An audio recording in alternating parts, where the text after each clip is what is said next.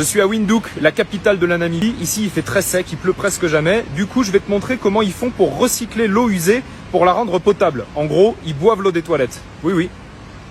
Voilà, quand l'eau arrive dans la station d'épuration, elle ressemble à ça. Quelques heures avant, elle était dans les toilettes, les douches, les cuisines, etc. Et dans quelques jours, elle sera de retour dans le robinet. Ça paraît incroyable, mais c'est vrai. Alors ici, ils utilisent du fer pour expulser les particules solides de l'eau. Et ici, de l'air pour les faire flotter, ces particules. Et ils vont pouvoir les enlever. Bon, j'avoue, c'est pas très appétissant, hein. Pas du tout, du tout.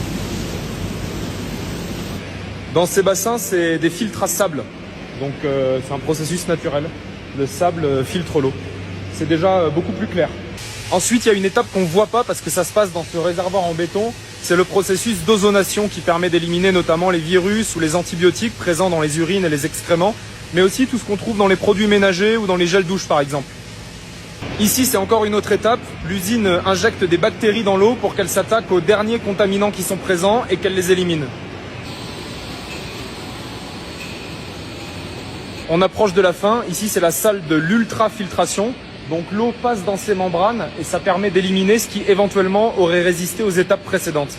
À l'intérieur, c'est comme ça. Ce sont des milliers de tout petits tuyaux minuscules.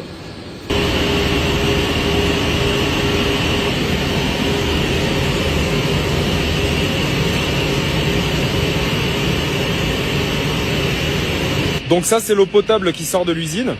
Elle vient des toilettes des habitants, des douches, des éviers.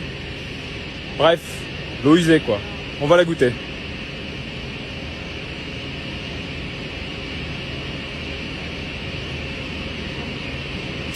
Elle est bonne.